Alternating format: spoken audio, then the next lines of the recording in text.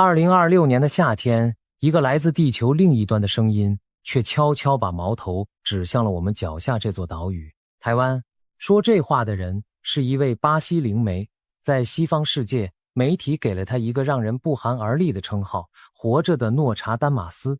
他叫萨洛梅，1986年出生在巴西一个叫圣塞巴斯蒂昂的小镇。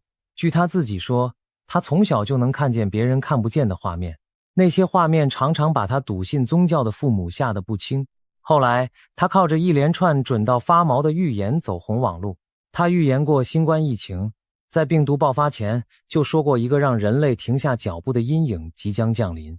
他预言过英国女王伊丽莎白二世的离世。他甚至被认为提前看见了川普的胜选与马斯克收购推特。如今，这位以精准著称的男人把他2026年最沉重的一段话留给了亚洲，留给了台湾。他说，台湾将要迎来3重考验，3道关卡，一道比一道凶险。而几乎在同一时间，在大洋的另一端，那位我们再熟悉不过的帕克又一次说中了，中国出事了。一场吞噬了168条人命的世纪大火，一场震动整个北京政坛的军中大清洗，还有一个被他在预言里反复提起的名字——习近平。帕克说，2026就是这个男人的宿命之年。你看，两位来自不同国度、不同传统，彼此素未谋面的预言家，竟然在同一个时间点把目光投向了同一片海域。这究竟是纯粹的巧合，还是某种我们还没看懂的征兆？今天就让我们把这2条线索一条一条的摊开，慢慢看个明白。我们先从巴西人的那3重考验说起。其实萨洛梅并没有指着地图喊出台湾这2个字，他是个西方人。他的预言散落在2026年一整年的访谈里，东一块西一块。可是当我们把这些碎片一片一片捡起来拼在一起的时候，一件诡异的事情发生了。这些原本毫不相干的预言，竟然不约而同地指向了同一座岛屿，指向了我们。你可能会问，他到底还说了些什么，能让我们把线索拼到台湾身上？萨洛梅在2026年的预言密密麻麻，几乎覆盖了整个地球。他说，亚洲会出现大停电。他说，北极圈会成为新的火药库。北约与俄罗斯的角力会在那片冰封之地擦出火花。他说，非洲的萨赫勒地区会陷入战火。他说，波兰会遭遇一场金融危机，英国的王室会有大事发生。他甚至精准地点出，日本会在第2季因为半导体库存见底而阵脚大乱。你发现了吗？这些看似天南地北的预言，有一条隐隐约约的线把它们串在了一起，那就是能源、晶片还有大国之间的角力。而这3样东西的交汇点，恰恰就是台湾。第1重考验是黑暗。还记得2026年3月吗？萨洛梅在年初就反复强调，这是他最害怕的一个预言。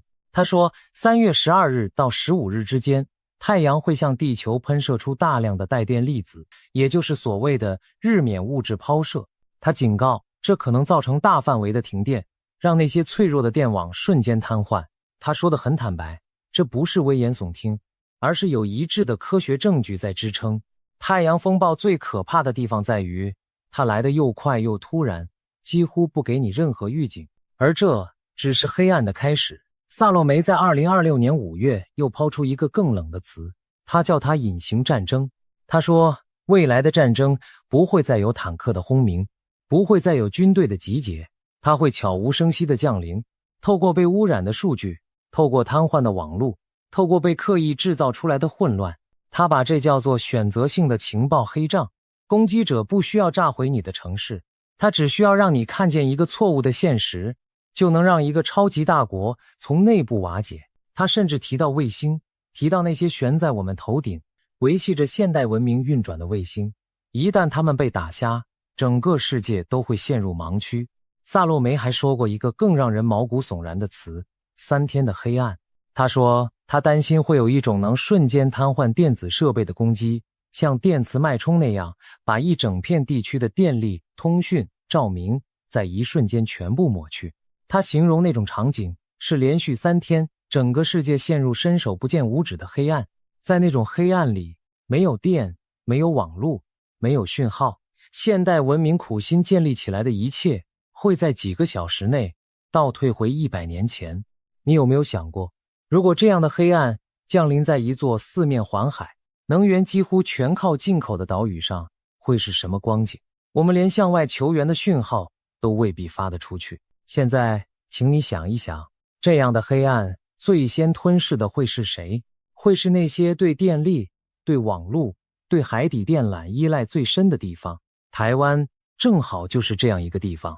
我们是一座岛，我们的能源有将近 98% 要靠进口，我们的对外联系几乎全靠那几条躺在海底的电缆。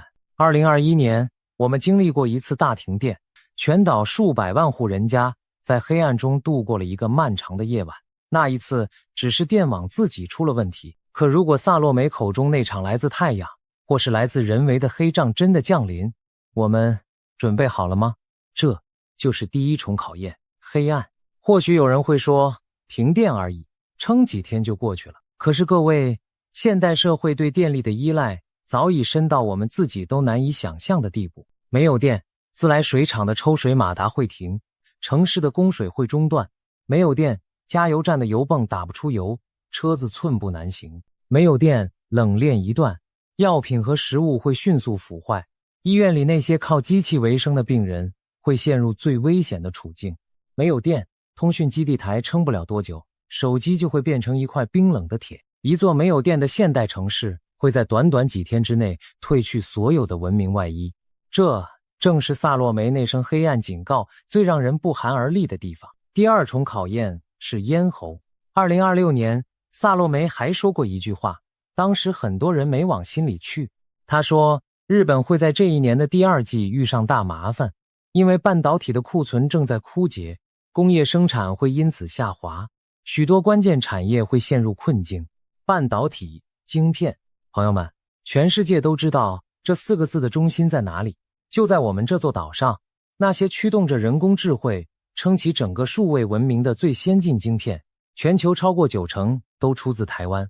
国际上有一个说法，把这叫做细盾，意思是正因为台湾握着全世界的命脉，所以没有人敢轻易动我们。这面盾牌曾经是我们最大的底气。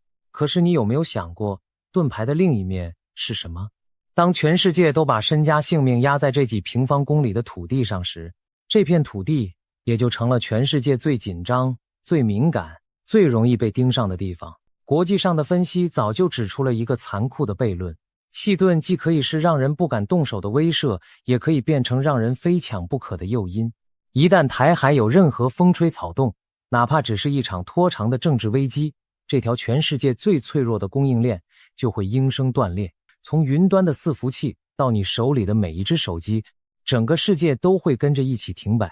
我们再往深一层看，全世界最先进的晶片超过90%出自台湾，而其中最尖端的那一部分几乎100%集中在这座岛上少数几座工厂里。这是人类工业史上从未有过的集中，整个数位文明的地基就压在这几平方公里的土地上。你的手机、你的电脑、你车上的晶片、医院里的仪器、银行的伺服器，甚至是天上的卫星，背后追根究底都连着台湾。这意味着这座岛一旦有事，停摆的不会只是台湾，而是整个世界。这既是我们最坚硬的盾牌，也是我们最致命的软肋。一座岛扛起了全世界的重量，这份荣耀的背后藏着多少我们不愿去想的风险。而萨洛梅那场隐形战争的预言在这里又一次对上了。他说，未来的攻击会瞄准银行系统，瞄准基础设施，透过病毒，透过勒索，让你连自己的银行卡都刷不出来。他甚至说，这种攻击的核心往往不是人口密集的大城市，而是那些科技被研发出来的地方。各位，把这句话放在台湾，是不是一下子就让你想起了新竹，想起了那座承载着全球希望的科学园区？一个高度数位化，把命脉系于晶片之上的社会，恰恰是这种攻击最完美的猎物。这就是第二重考验，咽喉，一个我们引以为傲，却也最无法承受被掐住的咽喉。而最让人不安的是，这种掐住咽喉的方式往往悄无声息。萨洛梅反复提到，未来针对金融与基础设施的攻击会让人们在毫无防备的情况下，突然发现自己的银行卡刷不出来，转账转不出去，连买一顿饭都成了难题。一个越是数位化，越是把生活搬到网络上的社会，在这种攻击面前，就越是不堪一击。我们享受了行动支付的便利，享受了万物互联的高效，可这份便利的另一面，是当网络被切断的那一刻，我们会比任何时代的人都更加手足无措。第三重考验是棋盘，这一重是最大的，也是最凶险的。2026年3月，萨洛梅说出了一段后来被全世界反复引用的话。他说，2026年的地缘政治棋盘上，美国正在对准支撑中国能源命脉的3根支柱出手。第一根是伊朗，他称之为眼前的目标；第二根是委内瑞拉，他称之为被吃掉的棋子；第三根是俄罗斯，他称之为停火的变数。萨洛梅说，美国真正的目的并不是要在军事上占领伊朗，而是要切断那些曾经源源不断流进北京炼油厂的廉价石油。换句话说，这盘棋从头到尾下的都是中国。而当我们回头看2026年真实发生的一切，会发现这盘棋竟然真的一步一步摆了出来。2026年2月28日，美国与以色列对伊朗发动了空袭，伊朗的最高领袖在这场打击中丧生，一场大战就此爆发。油价一度冲破每桶$100，全世界都跟着一起承受能源价格的剧烈震荡。而几乎在同一段时间，地球另一边的委内瑞拉，那位总统竟然真的被美国强行带走，成了萨洛梅口中被吃掉的棋子。至于俄罗斯，他在这盘棋里始终扮演着那个让人捉摸不定的角色。而这场大战最让全世界揪心的是那条细细的水道——荷默兹海峡。全球将近1/5的石油都要从这条狭窄的海峡通过。2026年的战火中，伊朗不止一次威胁要封锁这条咽喉，每一次风声传出，国际油价就像坐上云霄飞车，剧烈震荡。各位，台湾的能源命脉几乎全靠海上运来，一旦中东的油轮走不动了，最先感受到寒意的就是我们这种把能源全压在进口上的岛屿。电费会涨，物价会涨，工厂会喘不过气。萨洛梅那盘能源棋盘看似远在天边，可它牵动的每一根线，最后都绕回了我们的日常生活。3根支柱一一应验。萨洛梅看见的其实是一盘更大的棋。他说，2026年是一个新世界秩序诞生的关键之年。他预言由巴西、俄罗斯、印度、中国、南非组成，后来又不断扩大的金砖集团会在这一年变得更加果断。他甚至说，有外泄的外交情报显示，沙乌地阿拉伯正在推动金砖集团绕开美元来进行交易。各位，这意味着什么？这意味着这场围绕着能源与货币的较量，本质上是一场旧秩序与新秩序的对撞，而中国正是这场对撞中西方最想压制的那一方。萨洛梅还有一句话藏得很深，却最值得我们玩味。他说，未来大国之间真正的较量，不再是攻城略地式的占领，而是一种科技上的占领。意思是，你不需要派一兵一卒踏上对方的土地，只要掌握了对方的数据、网络、能源、晶片，你就等于掐住了他的脖子。这种战争没有硝烟，没有宣战，甚至连受害者都未必知道自己已经输了。请你想一想，这个世界上还有哪个地方比台湾更符合这种科技占领的所有条件？我们的晶片，我们的网络，我们的能源，每一样都既是我们的骄傲，也是别人眼中的猎物。那么问题来了，当美国把中国的能源命脉一根一根掐断，当北京的经济在重压下喘不过气，这股积压的压力最后会往哪里宣泄？历史告诉我们，一个被逼到墙角的大国，往往会把目光投向他认为最容易也最能证明自己的方向。而在这张棋盘上，台湾恰恰就坐在风暴的正中央。萨洛梅早就警告过，美国与中国之间，南海与台海是最有可能擦枪走火的地方。这就是第三重考验，棋盘。一张我们无法选择，却必须坐在上面的大国博弈棋盘。黑暗、咽喉、棋盘。太阳风暴熄灭的电网，被掐住的晶片咽喉，还有大国博弈的棋盘。当我们把这3重考验并排放在一起，会不会觉得他们其实在诉说着同一件事？那就是2026年的台湾正站在一个前所未有的十字路口上。每一道考验单独拿出来，或许都还能应付，可如果他们在同一年里接踵而至呢？萨洛梅自己说过一句意味深长的话，他说2026年是人类一场严酷的学习过程，是一个新秩序的关键之年。他不是在吓唬我们，他是在提醒我们，有些考验避是避不开的，唯一能做的就是别在它来临的时候毫无准备。警惕从来不是恐惧，警惕是清醒。好，巴西人的这条线我们先讲到这里，接下来让我们把镜头转向另一位老朋友，转向那个我们再熟悉不过的名字帕克。因为就在2026年，他又一次精准地说中了。中国到底出了什么事？我们先把时间倒回2025年11月26日，那个寻常的午后。那一天，香港新界大埔一个叫鸿福苑的老旧屋苑，一栋高层住宅的外墙维修棚架突然起火了。一开始只是一栋楼在烧，可是当天的香港正刮着干燥的东北季候风，相对湿度只有 40%到50%，天文台甚至发出了红色火灾危险警告。风把燃烧的竹棚碎屑吹向了旁边的大楼，短短时间内，大火就吞没了这个屋苑8座大厦中的7座。鸿福苑建于1983年，到那一年楼龄已经42岁。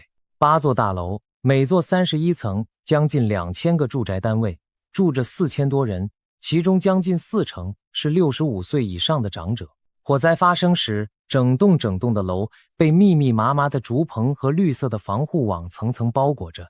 那些防护网本该是阻燃的，可是当火苗窜上来的时候，外墙和棚架之间形成了恐怖的烟囱效应，火由下往上，由外往内连成一片，把整片天空都染成了血红色。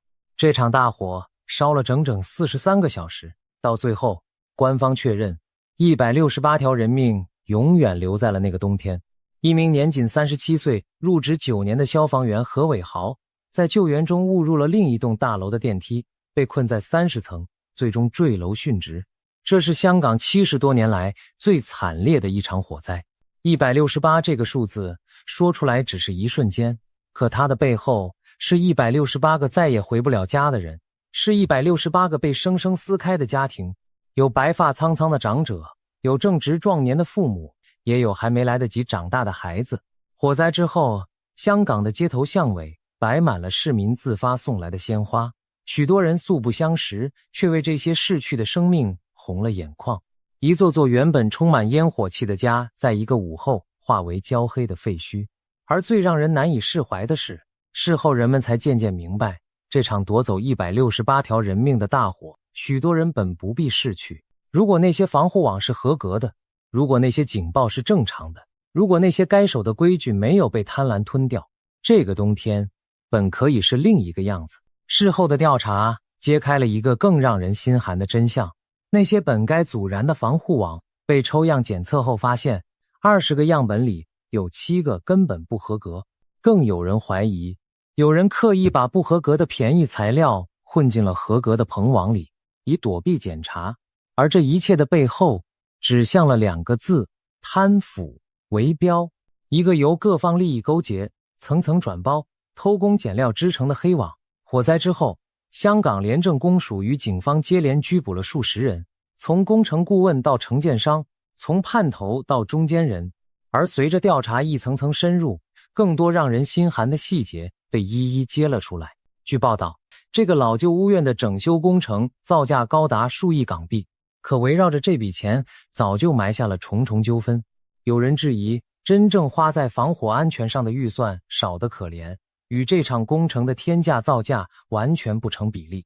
更有前任保全主管透露，早在火灾发生大半年前，大楼的火警警报系统就已经被关闭。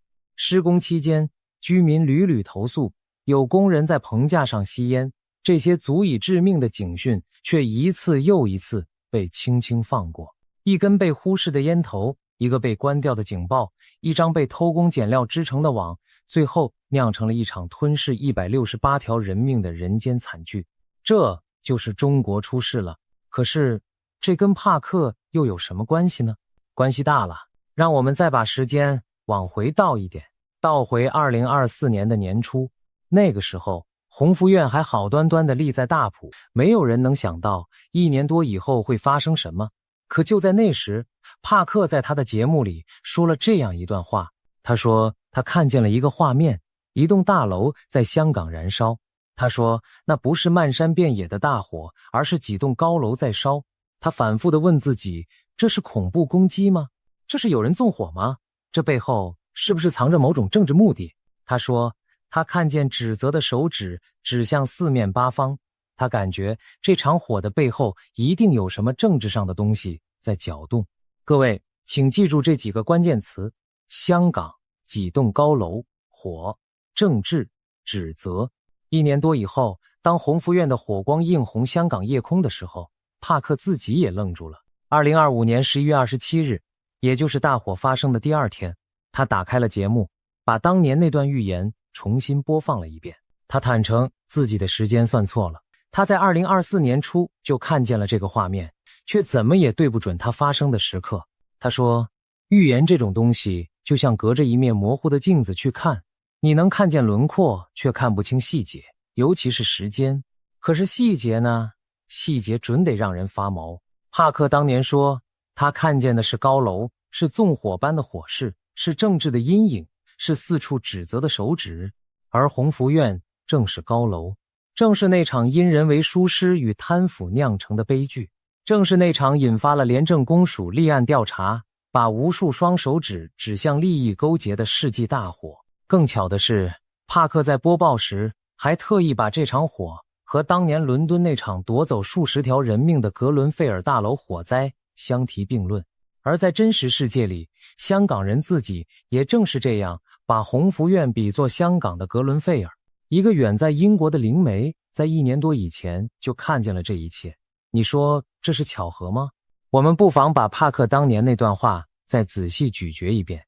他说的不是一栋楼失火，而是好几栋高楼连在一起烧。弘福院正是8座大楼里7座被火吞没。他说他反复怀疑这背后藏着纵火，藏着政治目的，而弘福院事后查出的正是一张由贪腐与围标织成的黑网，是足以惊动廉政公署的世纪弊案。他说他看见指责的手指指向四面八方，而火灾之后的香港，愤怒的矛头确实指向了承建商，指向了叛头，指向了那些该管却没管的人。一个细节对得上，可以说是巧合。可当这么多细节一个接一个地对上，我们还能心安理得的把它仅仅当成巧合吗？而比说中了更让人不安的是帕克对这场火的解读。在那段2024年的预言里，帕克并没有把这栋燃烧的大楼当成一个孤立的意外，他把它当成了一个信号，一座灯塔。他说这栋莫名其妙起火的高楼是他通灵时的一个路标，它指向的是一连串即将围绕着中国发生的大事。他说了什么？他说习近平病了，他出了点状况，但被掩盖了起来。帕克说他感觉习近平得了某种严重的病，可这件事被严严实实地压了下来。他紧接着说，这一切都在指向一场中国的第2次革命。他看见的是中国共产党内部的分裂，是足以动摇整个政权根基的裂痕。但他特别强调，他不认为习近平会死，他会活下来，可掩盖会一直存在。帕克所说的第2次革命，并不是指一夜之间的改朝换代，他描述的更像是一种由内而外缓慢却不可逆的松动。他说他看见那个曾经看起来坚不可摧的庞然大物正从内部一道一道地裂开缝隙，有人领不到薪水，有人投诉无门，有人对着高高在上的权力第一次生出了愤怒。帕克强调，这股力量的源头不是境外，而是中国的老百姓自己，是他们对贪腐、对特权、对不公长久积压下来的不满。一座大厦的崩塌往往不是从屋顶开始的，而是从地基上那一道不起眼的裂缝开始的。帕克还说，来自中国的政治贿赂将会被曝光。他预言会有一场巨大的资料外泄，揭露出有资金悄悄流进了西方政客的口袋。不仅如此，帕克还预言，中国将会对西方发动一场大规模的网络攻击，目标是西方的银行系统。他说，他看见人们的银行卡突然刷不出来，整个银行系统仿佛被按下了暂停键。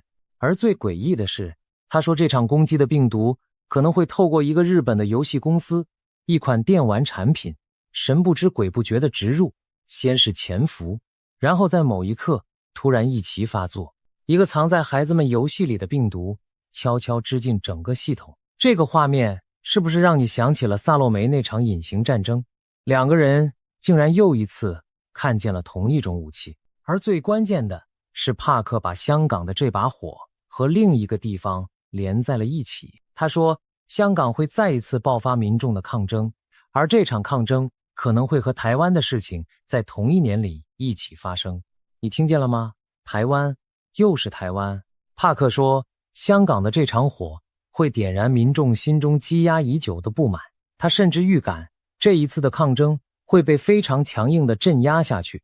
他在播报那天还注意到一个细节，就在大火还在燃烧，人们还在废墟中搜救的时候，中国解放军的驻港部队几乎是立刻就发出声明，说要守护香港。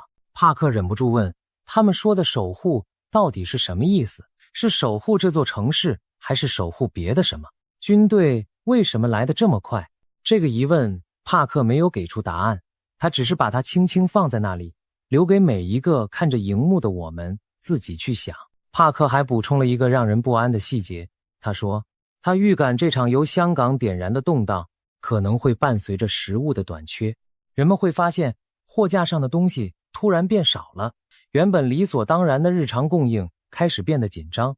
一座高度依赖外部输入的城市，一旦秩序被打乱，最先暴露出来的往往就是这种看不见的脆弱。帕克说，当人们连基本的生活都开始感到不安的时候，积压的情绪就会像那场大火一样一点就燃。他没有把话说满，可那幅画面已经足够让人脊背发凉。一栋燃烧的大楼，在帕克眼里从来都不只是一栋燃烧的大楼，它是一个时代崩裂的开端。那么帕克口中那个崩裂的开端真的来了吗？让我们把目光从香港的废墟移向北京的权力中枢，因为帕克为2026年的中国还留下了好几段更具体也更惊人的预言，而这些预言正在一条一条地变成现实。帕克说，2026年的中国会进入一段肉眼可见的内部裂痕。他描述的画面是这样的，工人领不到薪水，债券被冻结，还会发生一场重大的基础设施灾难。他甚至猜测，那可能是一场铁路事故，或者是和三峡大坝有关的什么事。工人领不到薪水，债券被冻结。我们来看看真实的中国。2026年，中国经济的含义是藏不住的。官方把这一年的经济成长目标下调到了 5%， 这是习近平上任以来的最低水平。国际货币基金组织的报告里，通缩这两个字出现了超过60次，这对一向措辞谨慎的国际机构来说，几乎等于是在公开示警。中国的房地产已经连续第5年走下坡。2026年5月，中国的零售销售额出现了自2022年以来的首次下滑，老百姓不敢花钱了。而那些地方政府背负的隐形债务，那些被称为城投债的庞然大物，规模早已大到让人不敢直视，其中相当一部分已经技术性递资不抵债，只能靠借新还旧，勉强维持。如果我们把镜头再拉远一点，会看到一幅更让人心惊的全景。有研究估计，中国的整体债务相对于它的经济规模比例已经高得惊人，并且还在不断攀升。经济学家用一个词来形容今天的中国经济 K 型，意思是一小部分人和产业还在往上走，可绝大多数的普通家庭和中小企业却在不断往下沉。两条线朝着相反的方向越拉越开，老百姓不敢消费，企业不敢投资，地方政府背着还不完的债。帕克口中那个工人领不到薪水，债券被冻结的中国并不是什么遥远的预言，它正在这片土地上一寸一寸地变成现实。帕克说的工人领不到薪水，债券被冻结，难道只是随口一说吗？而帕克最惊人的一段预言是这一句，他说2026年的中国会有一位高层官员神秘的消失或者离奇的死去，他说这会是中共内部分裂的征兆之一。然后2026年的第1个月，整个世界都看见了。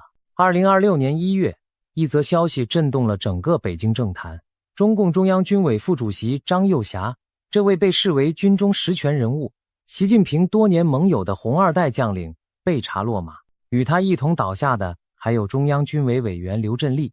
而这还没完，连同应急管理部部长王祥喜、前内蒙古自治区党委书记孙少成等人在内，光是2026年的头1个月，中国就有10名现任与退休的高官被查。官方媒体自己给了他一个名字，猛打石虎，一位高层官员神秘消失。帕克的预言分毫不差。更耐人寻味的是，外界对这场清洗的解读。有分析认为，习近平整肃张又侠这样的实战派将领，并不是要削弱军队，恰恰相反，是要拔掉那些懂得战争代价的理性刹车，把整支解放军改造成一台绝对服从的战争机器。也有人说，这是习近平在为后习时代清除一切可能的威胁。无论哪一种解读，都和帕克说的中共内部的分裂和动摇政权根基的裂痕遥遥呼应。而这场清洗之所以让研究台海的人格外紧张，是因为它触动了一个更深的问题。国际上不少分析早就指出，解放军把2027年定为一个关键的时间节点，外界普遍认为那是对台动武能力的一道门槛。可是有台湾学者警告，真正需要警惕的窗口也许不是2027，而是更早的2026。原因就在于，当一个强人把身边所有懂得战争代价的理性将领一个一个拔掉之后，剩下的就只有绝对的服从。一支只会服从却没有人敢踩刹车的军队，恰恰是最危险的。帕克说的那道动摇政权根基的裂痕，或许不只关乎中国的内部，它牵动的是整个海峡的安危。帕克说，习近平不会死，但他会被一层又一层的掩盖包围。他说，这个男人会活下来，可他脚下的地基正在一寸一寸地裂开。2026这个被帕克称为宿命之年的年份，习近平巩固了他的军权，却也亲手拔掉了身边那些最清醒的声音。宿命之年这4个字，帕克说得很重。在他的描述里，2026年对习近平来说是一个再也回不了头的转折点。在这1年之前，他还能在多种道路之间选择，可一旦走过这1年，许多事情就会像滚下山坡的石头，再也停不下来。他巩固了权力，却也让自己失去了退路。他扫清了异己，却也让自己再听不到任何不同的声音。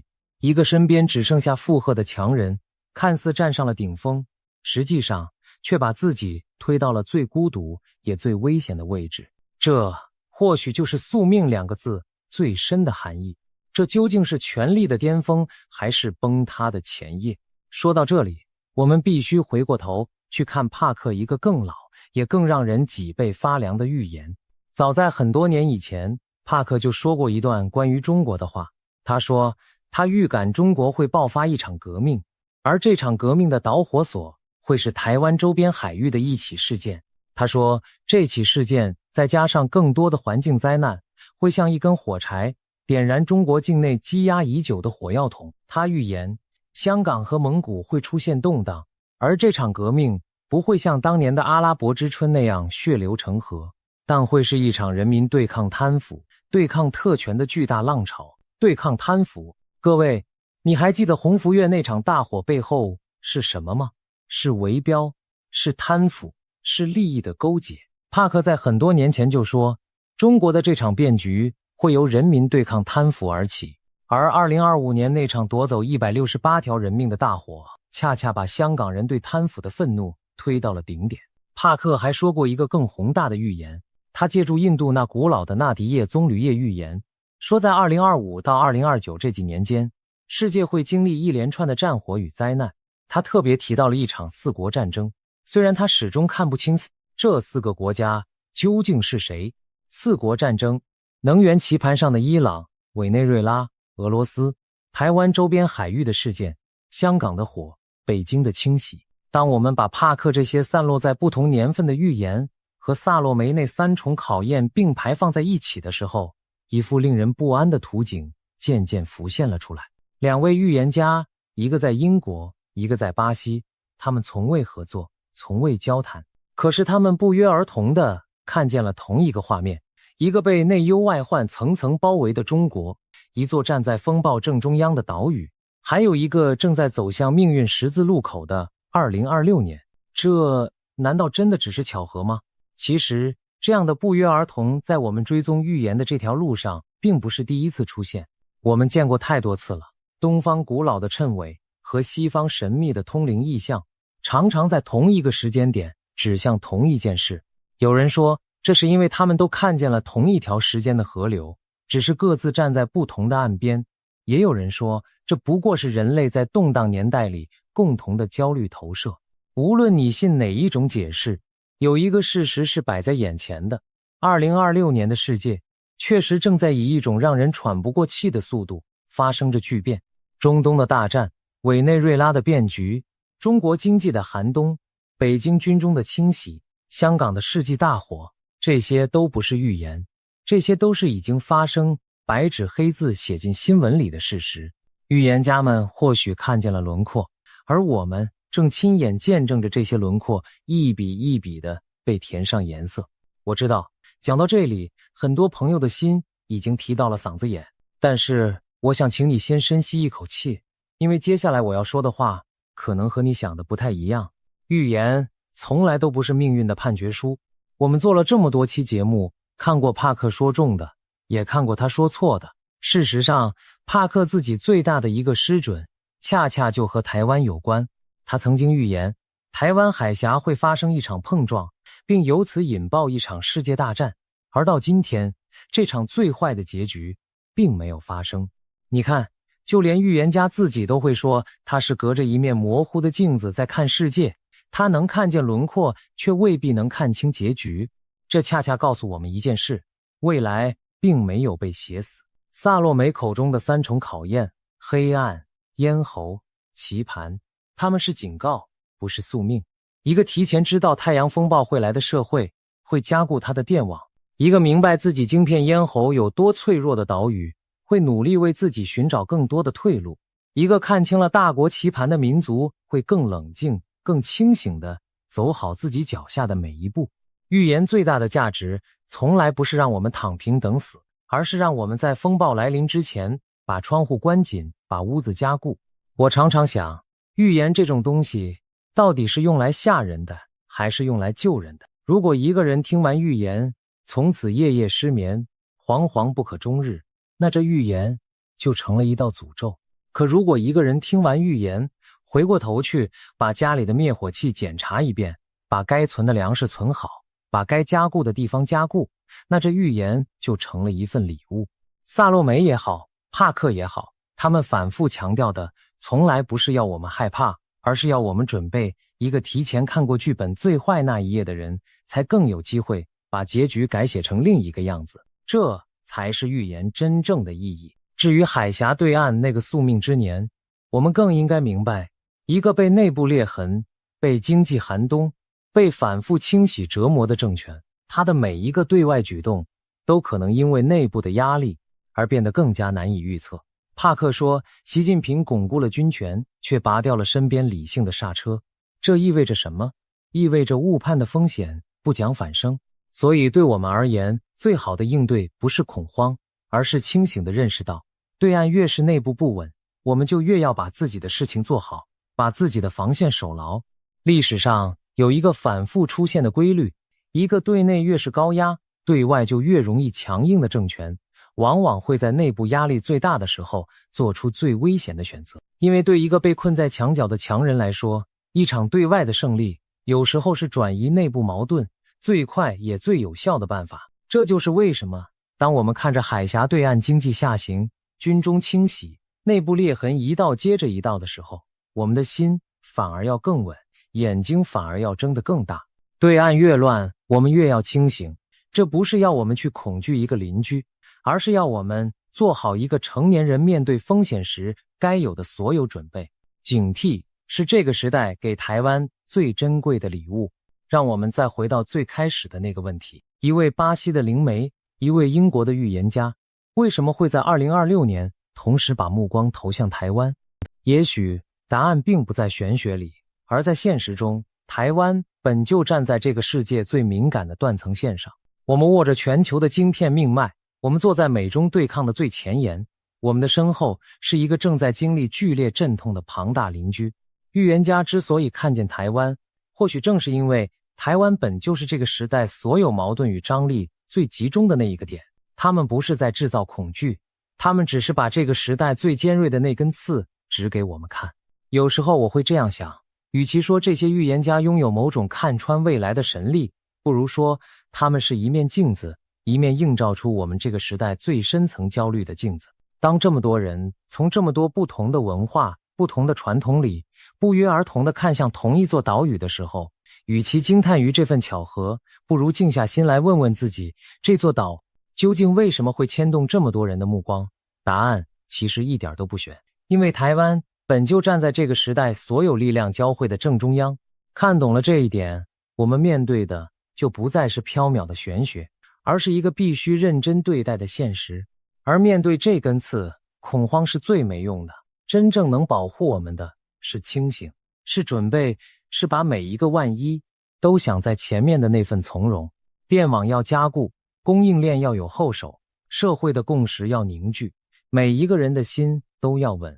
预言说台湾将迎3重考验，那我们就把这3重考验当成3次把自己变得更强韧的机会。至于对岸那个宿命之年会走向何方，没有人能给出100%的答案。帕克说，习近平会活下来，但他脚下的地基正在裂开。这究竟是一个帝国黄昏的开始，还是又一次有惊无险的渡劫？让我们一起睁大眼睛往下看。2026年才刚刚走过一半，下半年这个世界还会给我们带来什么样的震撼，没有人知道。但无论风浪多大，请记得，我们脚下这座岛屿曾经一次又一次的在风暴中挺了过来，这一次我们依然会。这场戏横跨中东沙漠与北欧冰原，牵扯进美国总统、伊朗最高领袖、丹麦首相、俄罗斯影子舰队，甚至还有3位神准的预言家。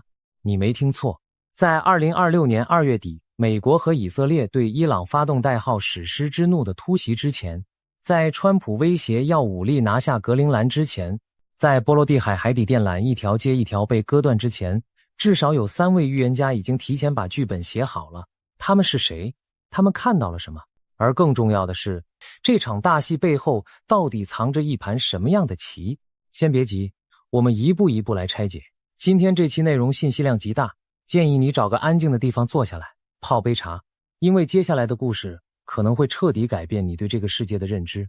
故事要从2025年底说起，那时候全世界还沉浸在加萨停火的短暂喜悦中，川普刚在10月份促成了以色列和哈马斯的20点和平协议，白宫的新闻稿写得花团锦簇，说什么中东和平新纪元。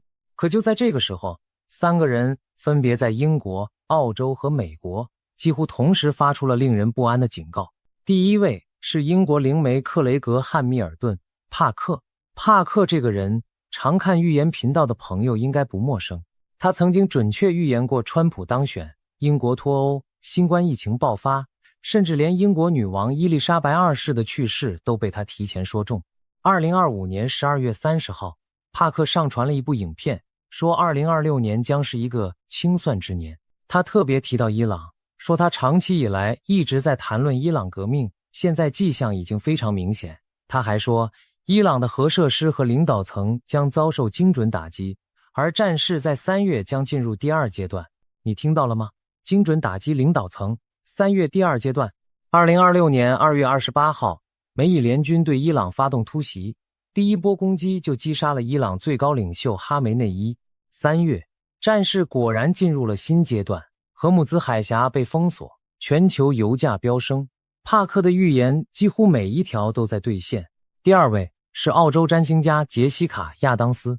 亚当斯曾经精准预测了2016年川普胜选、2024年川普遇刺，以及2020年新冠全球大爆发。他在2025年底断言，2026年全球版图将迎来天崩地裂的巨变，边界将被重新绘制。他还给出了非常具体的时间表，说以色列与哈马斯冲突的最沉重阶段将在2月14号前后结束，而到了7月底，中东将迎来崭新格局。更惊人的是，他提到了地图重绘，这与后来川普试图夺取格陵兰危机席卷北欧的情节简直不谋而合。第3位是美国的金融预言家比格斯。比格斯以预测经济走势闻名，他曾经准确预言川普会再次当选总统，还警告过2025年4月川普关税风暴将引发全球市场动荡。果然，川普在2025年4月2号宣布对多国课征惩罚性关税，台湾被课了 32% 的重税，全球股市剧烈震荡。比格斯后来更进一步警告，川普将引爆一场超越1929年经济大萧条的金融风暴。他甚至描述了一个惊人的画面，他曾看到川普跪在白宫椭圆形办公室中痛哭祈祷，仿佛在为自己的错误政策深感懊悔。3位预言家，3个不同的领域，3种不同的方法，却不约而同指向了同一个方向。2026年世界将天翻地覆，而现在回头看，他们的预言一一应验。那么问题来了，他们真的是看到了未来吗？还是说这些事件的种子其实早就埋好了，只是大多数人选择了视而不见？我们先来想一个问题，如果你在2025年底告诉任何一个国际关系学者，明年2月美国会和以色列一起暗杀伊朗最高领袖，同时美国总统会威胁武力夺取北约盟国的领土，而波罗的海的海底电缆会被俄罗斯影子舰队反复割断，他大概会觉得你看了太多阴谋论。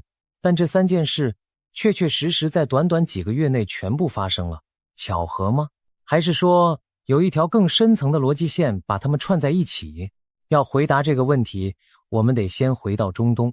2025年1月20号，川普第2次宣誓就任美国总统，这一次跟8年前不一样了，共和党同时控制了参众两院，给了他完全执政的权利。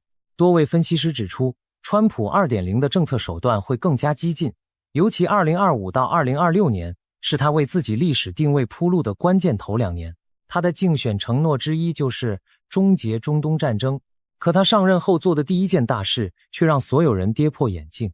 他提议美国接管加萨走廊，把200万巴勒斯坦人迁走，然后把加萨打造成中东的里维耶拉。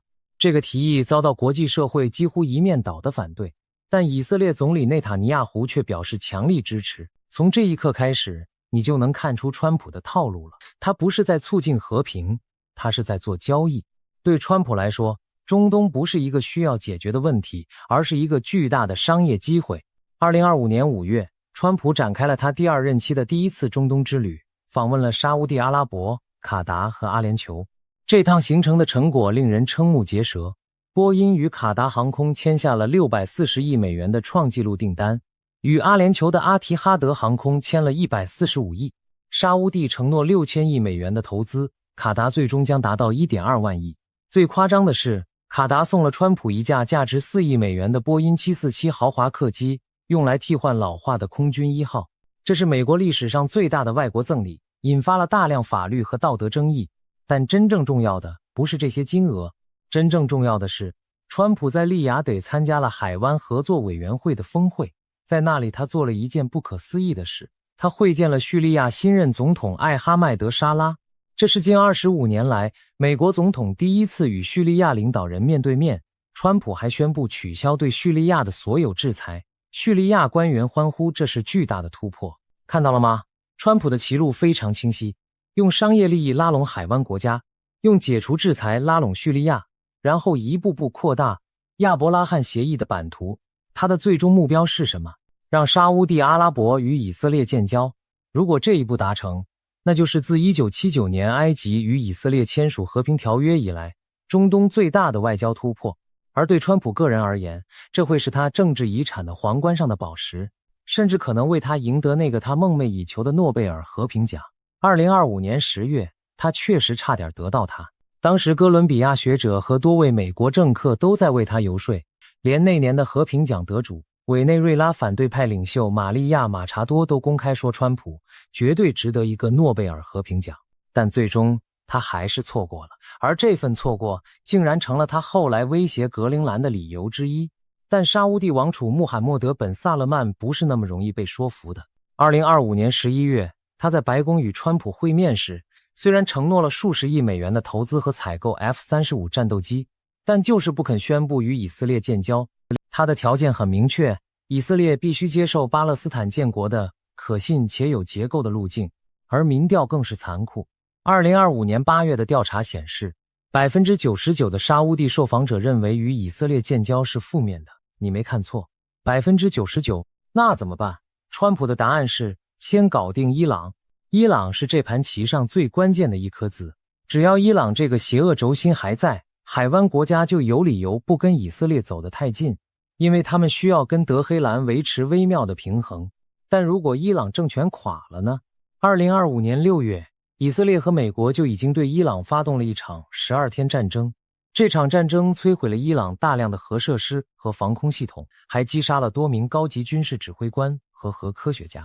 以色列突击队和摩萨德特工在伊朗境内执行了多次行动，纳坦兹、伊斯法罕和福尔多的核设施都遭到了严重破坏。伊朗在战后暂停了与国际原子能机构的合作，指控该机构向以色列泄露了核设施和科学家的信息。美国情报总监图尔西加巴德在3月份曾作证说，情报界评估伊朗并未在制造核武器，但这并没有阻止以色列的行动。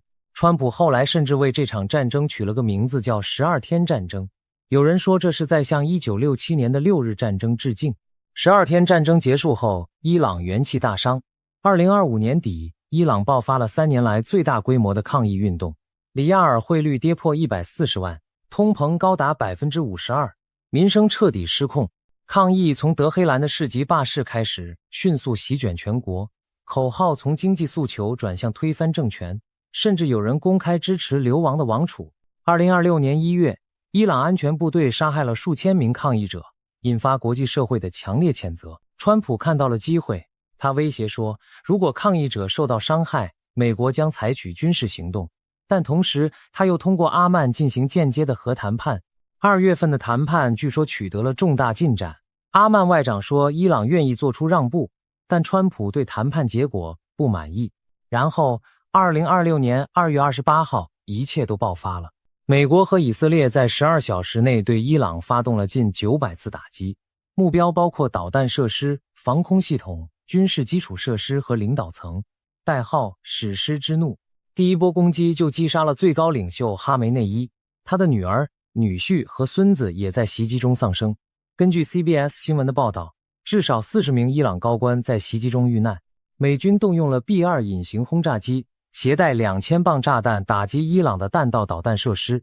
仅仅在前12小时内，美军中央司令部就打击了超过1000个目标。伊朗国家电视台的主播含泪宣布了哈梅内伊的死讯。德黑兰的革命广场和其他城市的公共场所挤满了悼念者，高呼真主的雄狮被杀了。伊朗的反击来得很快，他们向以色列、美国在中东的军事基地以及多个海湾国家发射了导弹和无人机。沙乌地、阿拉伯、卡达、科威特和阿联酋都遭到了攻击。伊朗还封锁了荷姆兹海峡，全球 20% 的石油和天然气供应通道被切断，油价飙升到了70年代石油危机以来的最高水平。国际能源署的负责人警告说，这场危机比70年代的2次能源危机和乌克兰战争的影响加起来还要严重。截至3月下旬，战争已经进行了将近4周，伊朗至少有1500人死亡，以色列有18人，美军有13名士兵阵亡，海湾国家有21人。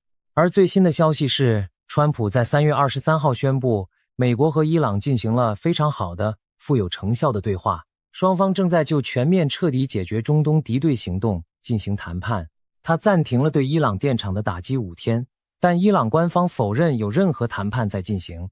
这场战争对全球的影响是灾难性的。荷姆兹海峡是全球最重要的能源咽喉，每天有大约2100万桶石油通过这里，占全球石油供应的大约 20%。 伊朗对海峡的封锁导致全球油价一飞冲天，亚洲国家出现了烹饪用燃气短缺，航班取消，航线改道，贸易中断，整个中东地区的航空都受到了影响。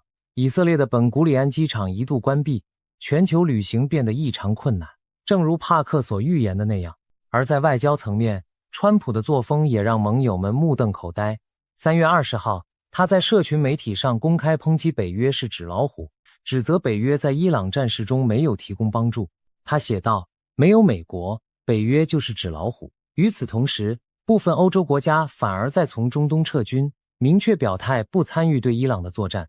美国和欧洲之间的裂痕正在急速扩大，这就是川普的套路，先用武力把你打趴下，然后好心的伸出手说，来吧，我们谈谈。这招他在朝鲜半岛用过一次，先威胁要火与怒毁灭朝鲜，然后跑去新加坡和金正恩握手言欢，现在又在伊朗用了一次，只是这一次的代价大得多，死的人也多得多。先前帮帕克说到的预言正在一一应验，而亚当斯所说的地图重绘也在中东上演。加萨的未来悬而未决，伊朗政权摇摇欲坠，叙利亚政权更迭，黎巴嫩真主党重新卷入战火，中东的版图真的在被重新绘制。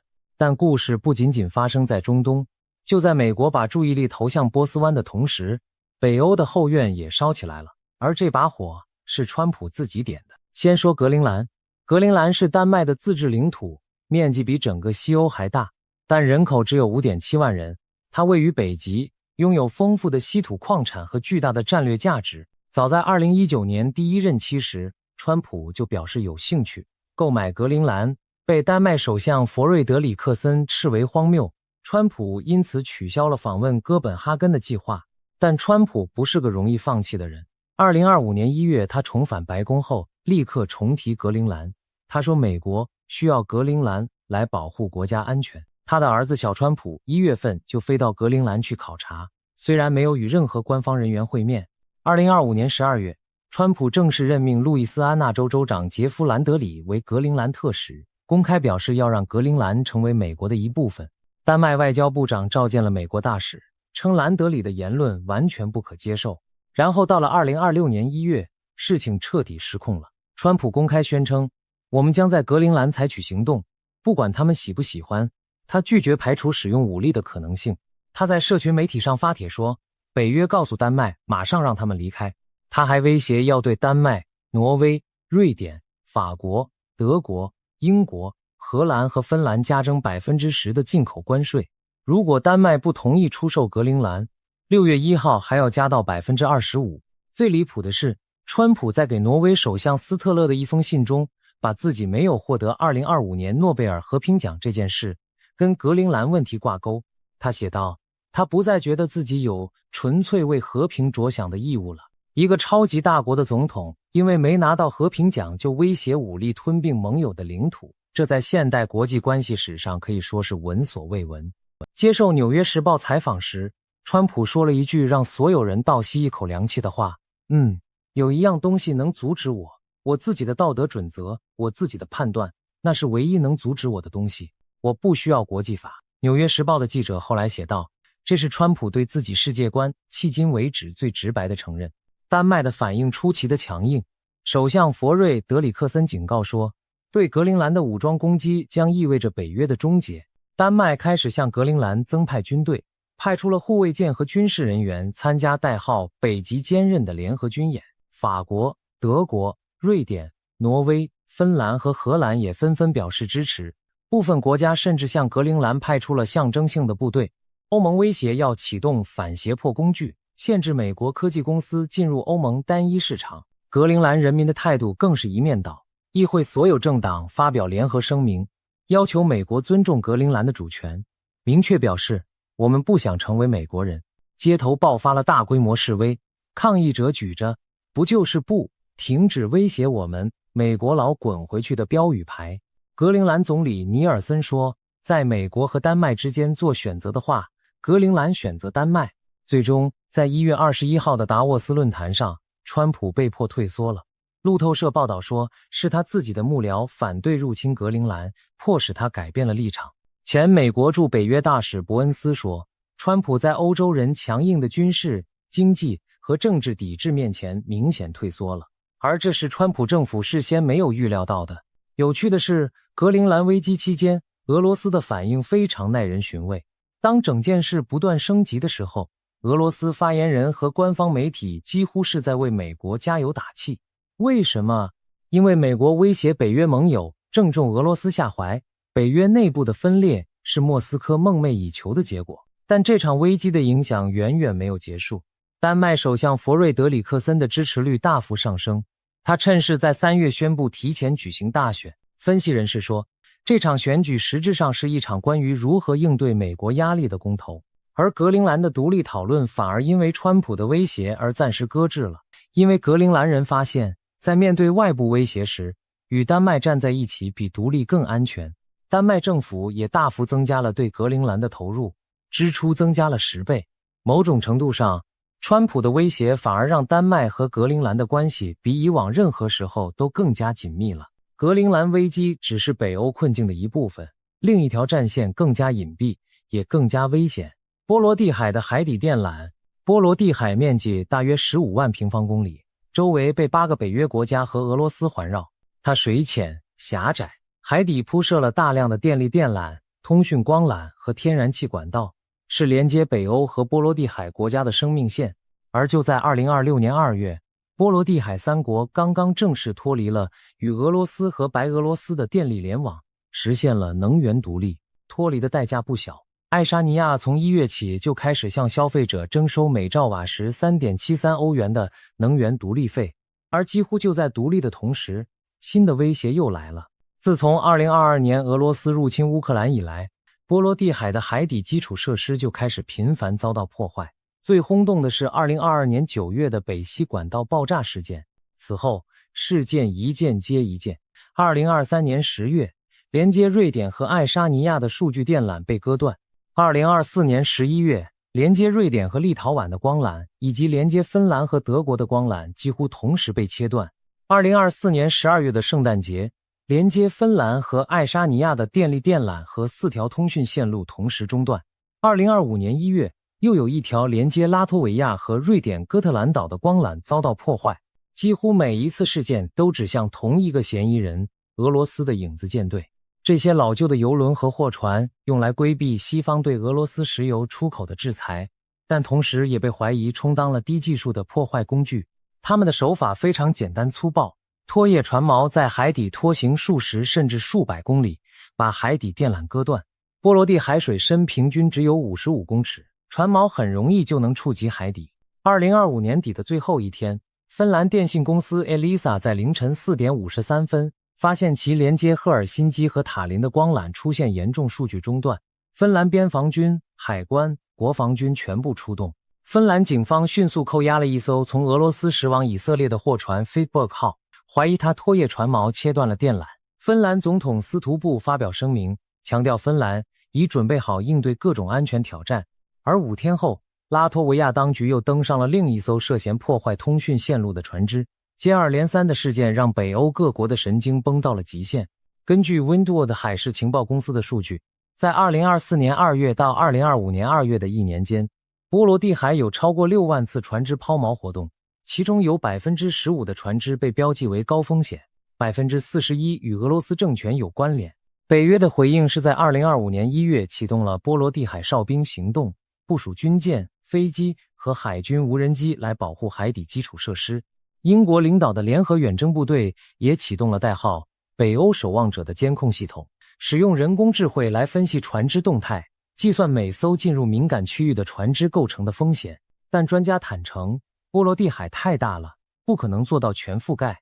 就像丹麦海军的斯文森所说，波罗的海看起来是个小海洋，但实际上是一片相当大的水域，我们不可能随时出现在每个地方，更何况这些攻击具有高度的灰色地带特征，船只可能有多个受益所有人登记在海外领地，所有权链条不透明，这让归因和追责变得极其困难，也给了俄罗斯可信的否认空间。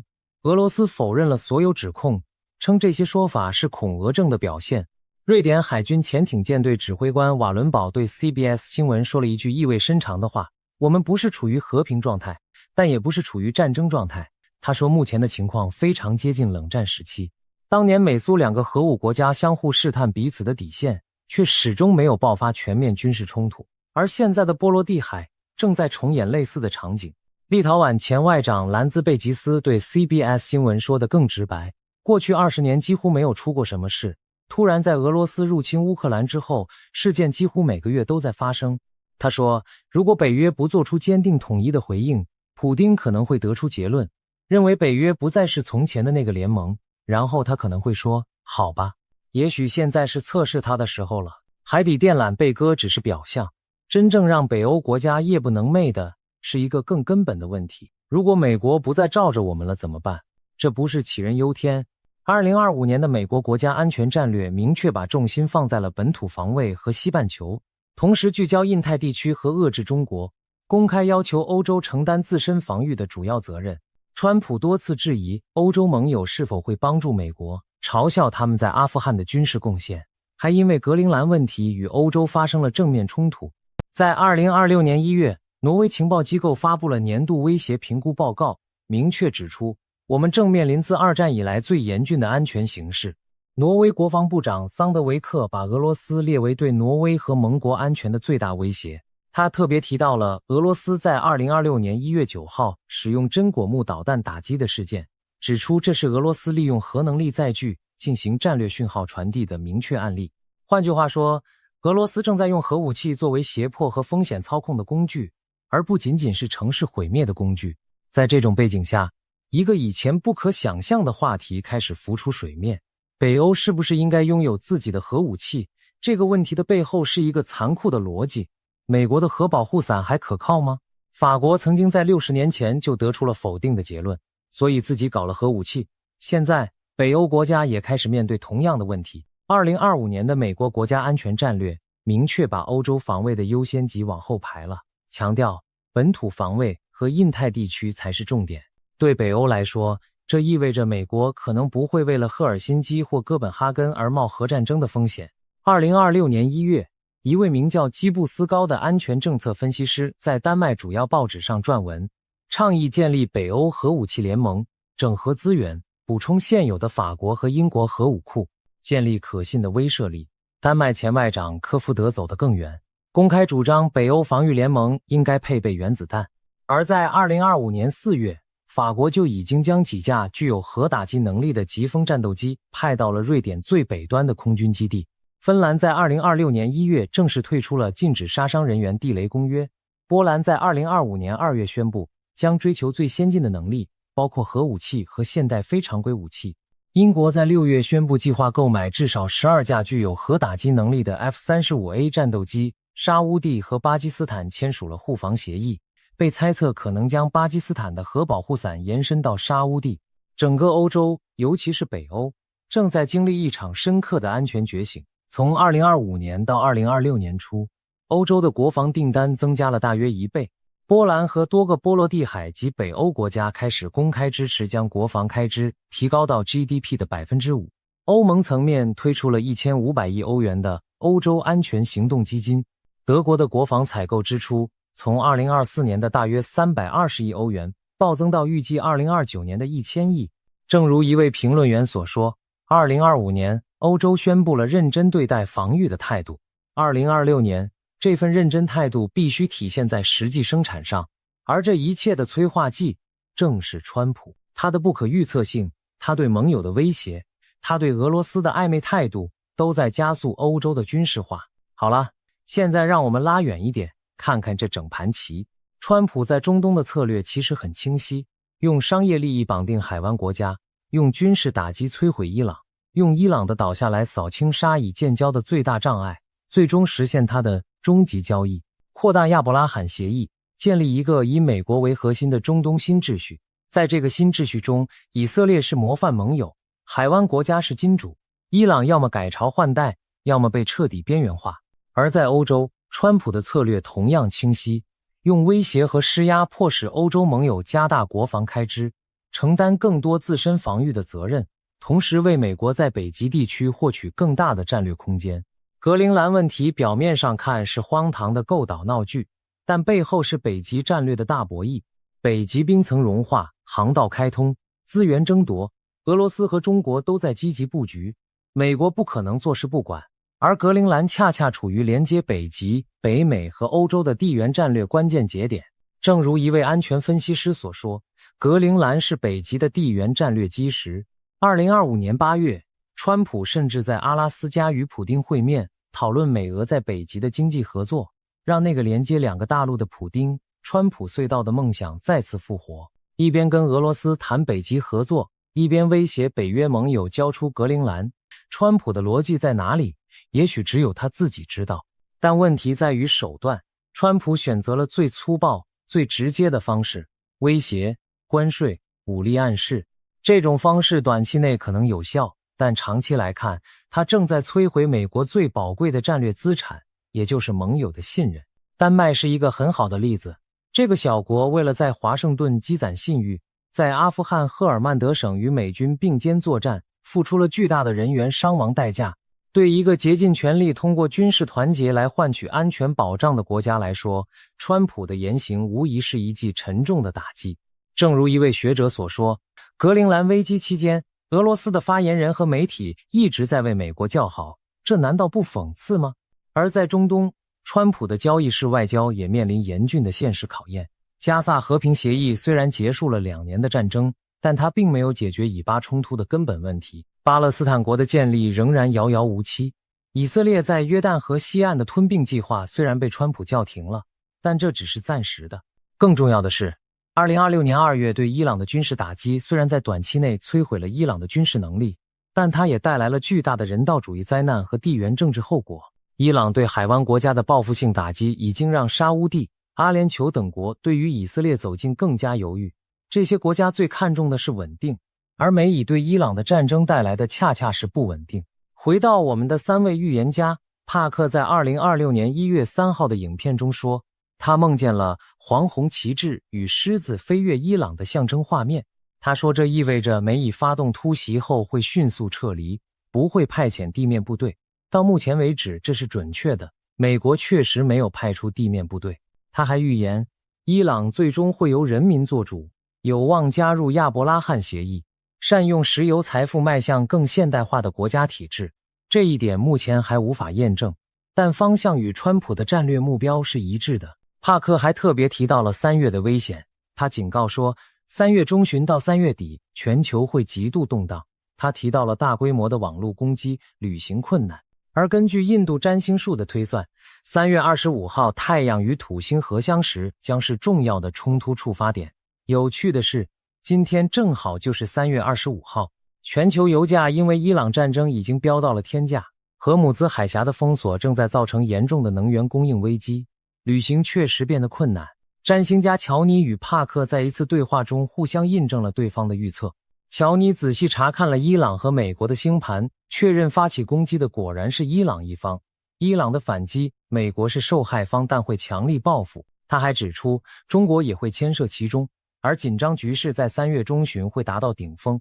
而亚当斯所说的地图重绘，现在看起来不仅仅指中东，格陵兰的归属问题、乌克兰的领土争端、叙利亚政权更迭、伊朗可能的政体变化，加起来确实可能重新定义21世纪的全球版图。至于比格斯的金融崩溃预言，2026年的全球经济确实面临着巨大的压力。伊朗战争导致油价飙升，荷姆兹海峡封锁打击了全球供应链，川普的关税战继续侵蚀国际贸易，美国的财政赤字持续扩大。这些因素叠加在一起，一场严重的经济衰退并非不可想象。事实上，川普在3月23号暂停对伊朗电厂的打击，表面上是为了谈判，但华尔街的分析师普遍认为，真正的原因是油价已经高到让美国经济承受不了了。当他宣布暂停打击后，美国股市期货立刻上涨，美元下跌，油价暴跌，资本市场的反应说明了一切。战争的代价最终会落到每一个普通人的头上。比格斯说的那场超越1929年的金融风暴也许还没有到来，但它的阴影已经开始笼罩。但我们真正应该问的问题不是预言家们是不是猜对了，真正的问题是为什么这些看似疯狂的事情在2026年同时发生了。答案其实藏在一个更大的结构性变化里。自冷战结束以来，全球秩序一直建立在几个基本假设之上。美国是不可撼动的超级大国，北约是欧洲安全的基石，中东的石油是全球经济的命脉，而国际法和多边机制会限制大国的行为。这些假设在过去30年里逐一被侵蚀。俄罗斯在2022年入侵乌克兰，打破了欧洲不会再有大规模陆地战争的幻想。中国的崛起挑战了美国的经济和技术霸权，而川普的回归则是对自由国际秩序的最后一击。他的名言，我不需要国际法，我有自己的道德准则，简直是一记响亮的耳光。2026年发生的一切其实是这个秩序崩解过程中的一个加速点。中东战争、格陵兰危机、波罗的海岸战，这3件事表面上不相关，但它们都指向同一个根本性的转变。美国不再是可靠的安全保障提供者，至少不是无条件的。这个转变的影响是全方位的。欧亚集团在2026年风险报告中指出，几乎所有的2026年顶级风险都打在欧洲最脆弱的地方。欧盟国家，尤其是东欧和北欧国家以及英国，将特别容易受到俄罗斯升级行动的影响。而华盛顿不愿得罪莫斯科的态度，将削弱北约的强力回应，为俄罗斯的试探提供更多空间。对北欧国家来说，这意味着必须自己承担防御责任，甚至考虑核武器。对中东国家来说，这意味着必须在美国、中国和俄罗斯之间走钢丝，同时为可能的动荡做好准备。对整个世界来说，这意味着我们正在进入一个更加危险、更加不确定的时代。而对我们每一个普通人来说，这意味着油价会涨，物价会涨，旅行会变难，而头条新闻会越来越让人焦虑。最后，让我们想一个更深层的问题。这3位预言家，无论你相不相信他们的能力，他们之所以能预测这些事件，是因为这些事件的逻辑其实是可以追溯的。川普的中东策略从他第1任期就开始布局了。俄罗斯对波罗的海的灰色地带作战从2022年就开始了。北欧的安全焦虑从芬兰和瑞典加入北约那天就埋下了种子。而格陵兰的问题，川普在2019年就提出来了。预言家们做的事情，与其说是看到了未来，不如说是读懂了现在。他们用各自的方法，无论是灵视、占星术还是金融分析，把那些已经存在但被大多数人忽略的趋势线连接了起来，然后推演出了可能的结果。你仔细想想，伊朗经济崩溃，民众抗议，核设施引发国际危机，这些线索在2025年底已经全部摆在桌面上了。格陵兰问题，川普在2019年就提出了，6年来从未放弃。波罗的海的海底电缆从2022年就开始被割，所有的拼图碎片都在那里，只是需要有人把它们拼起来。而真正值得我们警惕的是，如果连这3位各自独立的观察者都能看到的趋势，我们的政治领导人却看不到，或者看到了却选择忽视，那问题到底出在哪里？帕克在预测完所有灾难之后，总是会加上一句，劫难并不可怕，大灾过后就是大福。他预言这些动荡最终会带来一个黄金时代。他说他咨询过印度的多位纳迪叶解读师，他们都告诉他，他会在有生之年看到圣贤们转世归来，看到一个更美好的世界的到来。我不知道黄金时代会不会来，但我知道，在这个黄金时代来临之前，我们每一个人都需要擦亮眼睛，看清楚这场大戏的棋盘上，谁是棋手，谁是棋子，而我们自己又站在哪里。2026年3月25号，就是今天，伊朗的战火还在燃烧，荷姆兹海峡的油轮还在绕道，丹麦的大选正在进行，波罗的海的军舰正在巡逻，而川普他在社群媒体上发帖说，一切都在他的掌控之中。3位预言家棋中了吗？某种程度上是的，但更准确地说，他们只是比大多数人更早地读懂了这个疯狂世界的剧本，而这个剧本还没有写完，接下来会发生什么？沙乌地会不会最终跟以色列建交？伊朗会不会真的改朝换代？北欧的核武计划会不会从纸上谈兵变成现实？川普会不会真的得到他梦寐以求的诺贝尔和平奖？还是说他会因为这场伊朗战争而在11月的中期选举中付出代价？有一件事是确定的，2026年的赤马红羊之年才刚刚开始。中国传统预言中的赤马红羊节指的是每60年一次的丙午丁未年份，历史上往往伴随着重大的战争和社会动荡， 2026年正好是丙午年。帕克、亚当斯和比格斯也许不知道这个中国古老的预言传统，但他们各自用自己的方法得出了惊人相似的结论。这一年，世界将被重新洗牌。这些问题的答案，也许预言家们已经知道了，但对我们普通人来说，我们能做的就是继续关注，继续思考，不要让任何人替我们决定未来。在这个充满不确定性的时代，最大的武器不是核弹头，不是隐形轰炸机，也不是海底电缆，最大的武器是清醒的头脑和独立的判断力。当政客们在棋盘上移动棋子的时候，至少让我们知道自己身处棋盘的哪个位置。为什么有人说赤马红羊节真的来了？2026年农历新年刚过，中国南方就接连发生地震，在云南和广东，短短几天内大地2度颤动。这究竟是巧合，还是某种预言正在应验？国际知名灵媒早在此前就点明这个月中国将有双灾，如今看来，难道所谓的大节已经拉开序幕了吗？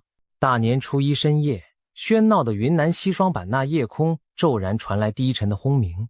一位到西双版纳旅游过年的王女士正慵懒地躺在酒店的床上，一边刷手机一边观看春节联欢晚会，丝毫没有察觉不寻常的征兆。就在此时，她突然感到一阵天旋地转，整张床剧烈晃动起来，床架发出咯吱咯吱的响声，那感觉就像坐上了突然失控的机动游戏，让她懵了几秒，甚至怀疑是不是自己的幻觉。23时05分，短短几秒的摇晃宛如灵异事件。王女士一开始还以为是隔壁房间搞出了巨响，然而很快，房间内的电视荧幕突然自动弹出地震警报的警示画面。她这才回过神，发现自己正身处地震之中，而且震源就在附近。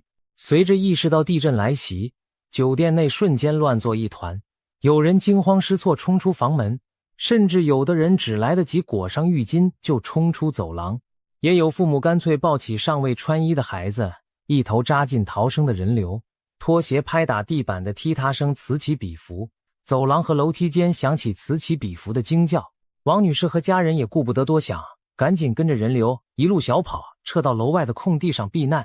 只见3更半夜的空地上聚满了男女老少，每个人的脸上都写满震惊与后怕，七嘴八舌地讨论着刚刚那突如其来的摇晃。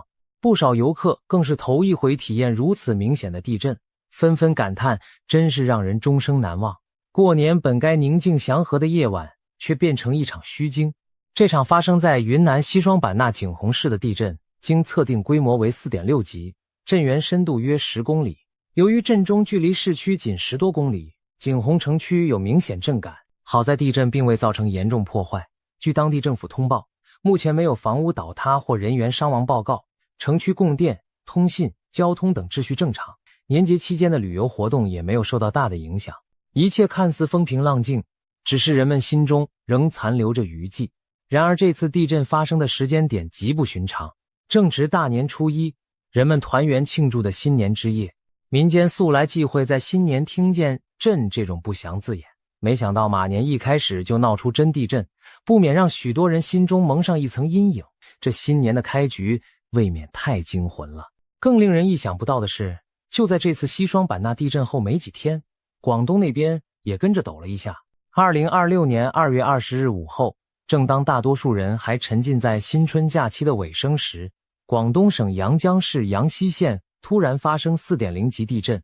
虽然震级不算高，但由于震源浅，人口密集，周边许多城市的居民都明显感受到了晃动。广州、深圳、珠海乃至佛山等地都有网友在社交媒体上发帖惊呼，刚刚是不是地震了？整栋楼都在轻微晃。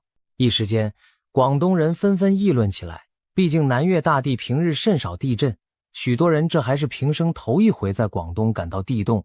有人在办公室楼上看见吊灯摇晃，有人在自家沙发上明显觉得晕眩。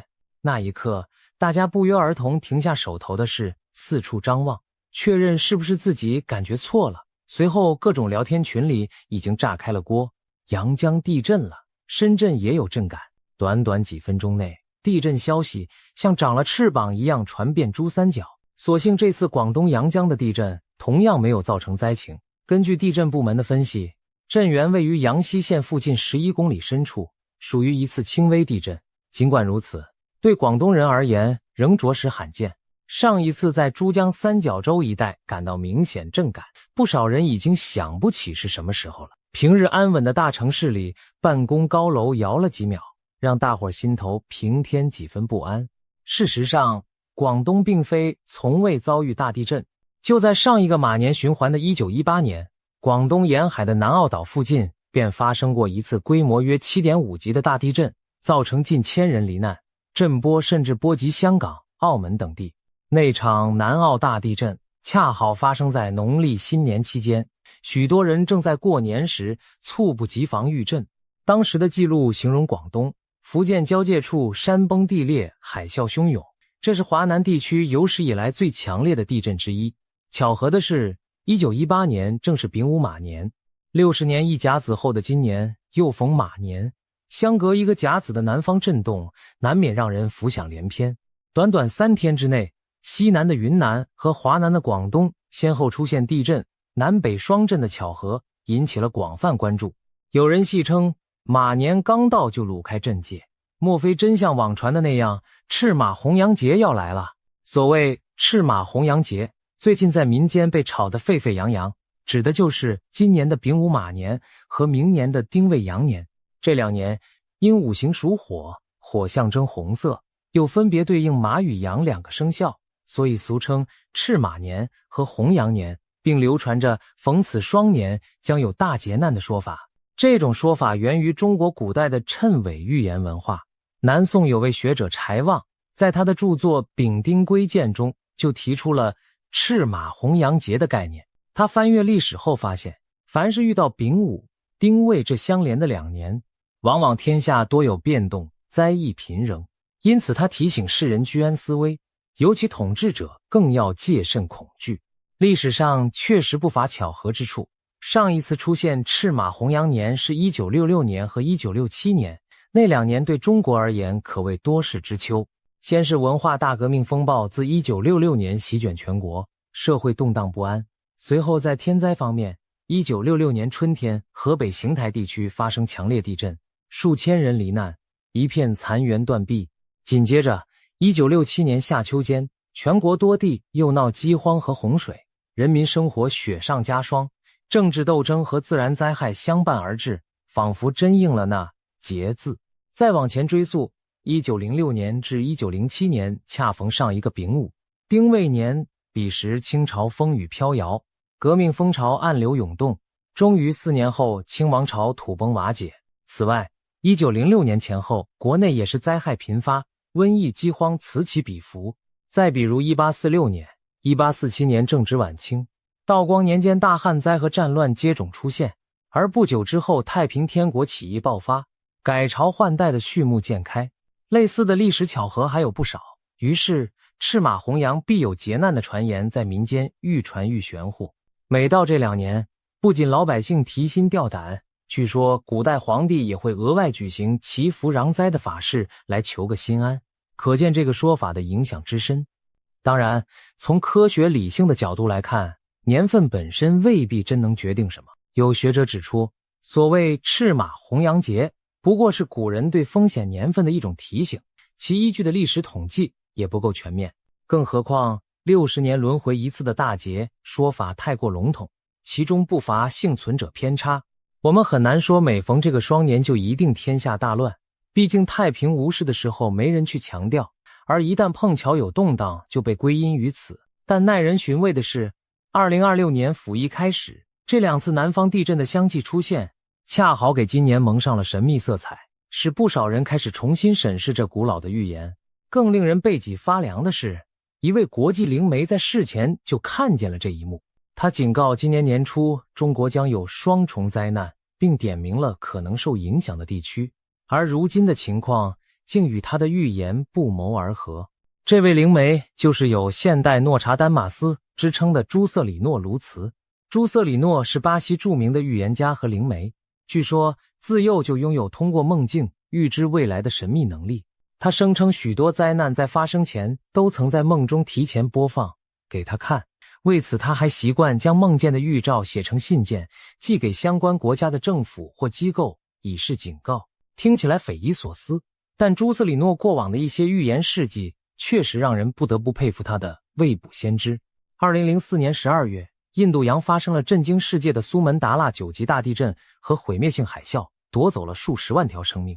令人毛骨悚然的是，朱瑟里诺早在1996年就曾把一封预言信寄给某国驻印大使馆。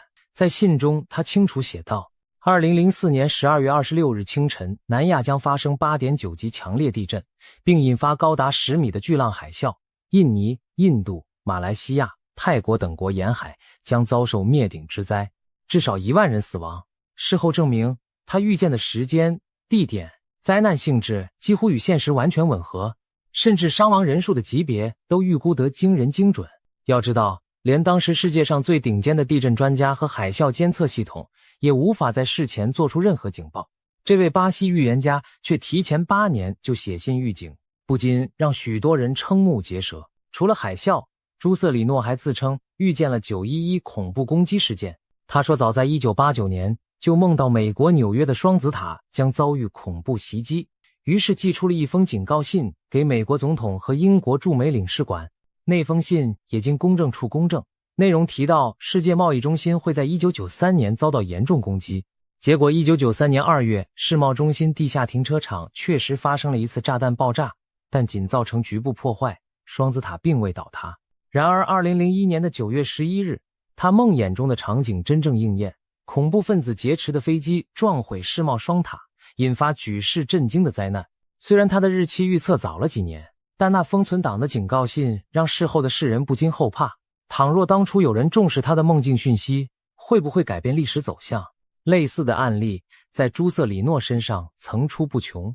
戴安娜王妃车祸身亡，哥伦比亚太阳神号航空事故，甚至日本2011年大地震，据称他都曾在恶事发生前于梦中目睹并发出预警。当然，也有一些预言最终并未成真，或是时机与细节有所出入。对此，朱瑟里诺往往强调，预测并非宿命。他认为自己梦见未来并不是为了宣布无法更改的命运，而是上天给人类的警示。如果我们及时采取行动，或许能改变未来的结果。所以，当他的某些预言未发生时，他反而庆幸灾难被避免了。然而，对于2026年的到来，朱瑟里诺却显得格外忧心。他在最近的预测中多次提到中国，甚至用了相当严厉的词汇，仿佛看到了某种巨大的危机。就在今年年初，他发布了一系列2月的环球预言，其中明确指出，强震可能袭击中国，造成人员伤亡，暴雨、洪水和山体滑坡可能导致水坝决堤。这番话引起很多人的注意，强震、水坝决堤听起来就像重大灾难的场景。巧合的是，2月中旬云南、广东接连的地震似乎正印证了强震袭击中国这句预言的一部分。虽然所幸这2起震级不算太高，也未出现人员伤亡，但毕竟震中一个在人口众多的旅游城市附近，一个在经济发达的珠三角腹地，确实都算惊险。如果不是福大命大，稍微再强一级，后果就难以设想。更让人不安的是，朱瑟里诺提到的灾难还不止地震，还有洪水和水坝溃决的隐患，这让许多中国网友联想到去年各地的洪涝灾害和水库危机。今年极端天气频繁，特别是2023年夏季，北京、河北一带就遭遇超历史的特大暴雨，洪水围城，一些水库一度告急溢流。如果未来1年好雨再临，会不会真的出现水坝失事的惨剧？想到这里，不禁令人脊背发凉。朱瑟里诺的预言似乎为赤马红羊节提供了国际视角的注脚。他用超自然的方式得出的警示，竟与中国民间古老的结束传说不谋而合。更巧合的是，还有其他几位来自不同国家的先知，也都把目光投向了近年中国可能发生的大灾。例如，保加利亚著名的盲眼预言家巴巴万加，也就是人们常说的万家奶奶，就曾留下预言，某年大地将升起双火，团结之手被折断。许多人解读这段隐晦的话与东亚局势和灾难有关，认为可能暗指战乱或重大天灾。英国的预言家克雷格·帕克则在最近的预测中警示说，中国将面临一次审判级的大地震。帕克甚至将这场大地震跟政治因果联系起来，暗示中国积累的某些恶业将被清算。不论这些说法是否偏激，他们至少说明了在全球神秘学圈子里，一股对于中国将临浩劫的预感正在汇聚，而时间指向的正是当下这个节点。面对这些耸人听闻的预言与迹象，我们该作何反应？是一笑置之，全当迷信，还是半信半疑，提高警惕？回顾历史，真正的大灾难来临前，其实往往存在一些蛛丝马迹，只是很多时候人们不愿相信或者忽视了它们。例如大地震之前，动物会出现反常行为，这在古今中外都有记载。1976年唐山大地震前，传闻当地井水无故上冒气泡，发出怪声，夜里还有人看见天边闪现诡异的红光。2008年汶川地震前10多天，四川某地出现成群的蟾蜍在公路上集体出游，场面骇人听闻。当时很多人不明所以，动物学家解释说是气候原因导致蟾蜍迁移，地震局也否认和地震有关。然而10多天后的大灾难让所有人追悔莫及。也许那上万只着急出走的蟾蜍正是嗅到了地壳深处的不安。纵使科学无法证明两者联系，但人们宁愿相信那是大自然发出的警告信号。不过也有极少数例子证明，提前预测地震并非完全不可能。著名的1975年海城地震，中国科学家正是结合了一系列异常迹象，例如地下水位骤变，群众和动物出现种种异常，发出了紧急警报，组织东北辽宁海城地区的居民提前撤离，成功避免了重大伤亡。这是世界地震预报史上少有的成功案例。然而仅仅1年之后，突如其来的唐山大地震还是让国人猝不及防，显示出预测地震的巨大难度。就在过去的2025年，云南地区也发生了一连串令人心惊的异象。先是3月下旬，邻国缅甸发生 7.7 级强震，云南边境地区明显感受到剧烈晃动。而在地震当天下午和次日，云南多地的天空接连出现罕见的景象，只见太阳变成一个殷红如血的圆球，高悬天际约半小时之久，整个天空仿佛被染上一层诡异的色彩。许多当地居民惊得目瞪口呆，直呼头一回见到血红色的太阳，心中发毛。有网友联想到古书上记载血日当空则地动，不禁脊背发凉。果然，就在那血日异象登上网络热搜的同一天夜里，云南曲靖市境内真的发生了 4.4 级地震。虽然不算大震，但也让人心跳漏了一拍。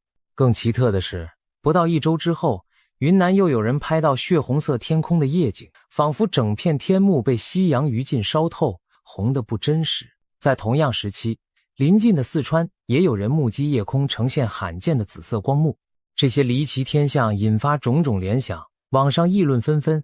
今年注定不平凡，天有异象，恐有大事，会不会是灾难的前兆？即便气象专家出面解释说，血日奇观可能是大气散射和折射效应，紫天空可能与特殊云层条件有关，但许多人仍将信将疑。不仅如此，那几天华南华中一带气候也极为反常，时值初春，本该渐暖，江西、湖南等地却飘下大雪，甚至出现罕见的米粒状冰线，漫天仿佛下着白色大米，落地会弹跳破裂，古人称之为米雪，也是极不寻常的景象。古代典籍记载，雨线照凶，意思是在春暖时节降下这种雪线是不祥之兆，往往预示君失其道，臣下不忠，天下将乱。种种反常现象汇聚在一起，难怪民间开始人心惶惶。有人直言有种末日来临的既视感，而事实上，朱瑟里诺在那时候的预言亦有提到2025年4月，中国可能发生7级左右的大地震，并伴随极端强降雨和水坝险情。所幸2025年并未出现如此剧烈的地震，但不少地区的洪灾倒是部分应验了。究竟是逢凶化吉，还是灾未降临，真的很难说清。到了现在2026年，我们似乎正站在风暴前夕的宁静中，回顾过去1年那些惊心动魄的前奏，诡异的血日，惊走的蟾蜍，天降的米雪，再加上这开年的南方霜震，所有这些迹象和传说交织在一起，让人不由自主地思考，难道真有一场大劫在前方虎视眈眈地等待着我们吗？马年的开局已如此刺激，接下来还会有什么？那位灵媒口中的强震，会不会只是小试牛刀？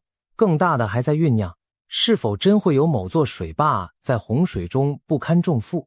亦或有我们尚未知晓的其他灾厄正在暗处积蓄力量，准备在这赤马弘扬2年期间爆发？面对未知，恐惧固然在所难免，但也正因为未知，我们才有改变未来的可能。预言毕竟不是以下的判决，而更像一封提前送达的提醒信。我们可以将它视为无稽之谈，把巧合当作笑谈，也可以选择从中汲取一点警醒，未雨绸缪。毕竟不管预言准不准，身处地震多发带的居民做好防灾准备总没错，备好应急包，了解避震要点，加固危险建筑，关键时刻都可能救人一命。至于那些宏大的结束，普通人或许改变不了历史潮流，但至少可以保持理性和善良，努力让自己和家人立于不败之地。或许最终2026年和2027年会像普通年份一样平安度过，我们回头看时会庆幸担忧过头。又或许未来某天回想今天的讨论，我们会惊觉许多事早有伏笔。历史长河里，人类曾无数次面对天灾人祸，也无数次从废墟中崛起。我们这代人正经历的，不论是劫是福，都终将成为下一代人口中的故事。马已启程，羊在路上，希望我们能平安度过这所谓的赤马红羊节，也希望预言终究只是预言，大劫化于无形。然而在此之前，我们不妨睁大双眼，留意脚下大地的每一次脉动和天空给出的每一道暗示，因为谁也不知道哪一刻灾难会突然降临，又是哪一道征兆可能拯救生命。总之，马年的开场已经给我们敲响了一记警钟。无论你是否相信预言，这段离奇而真实的经历都提醒着我们敬畏自然，居安思危。也许预言中的剧本正悄然展开，我们每个人都是其中的角色，但剧本的结局如何，还掌握在我们自己手中。让我们怀着希望与戒备走过这不平凡的年份，静待时间去验证一切。或许若干年后再谈起2026年的这个春天，我们会莞尔一笑，只觉得那不过是一场虚惊。也或许我们将以这一年为分界，见证历史翻开新的篇章。世事难料，但正因如此，我们才更加珍惜当下每一天的平安与团圆。愿大灾不至，愿人间无劫。如果命运真的来敲门，我们也已经有所准备，不再惊慌失措。马年伊始的双震将会是虚惊还是序曲，只有时间知道答案。我们能做的，就是在传说与现实之间走好自己的每一步路。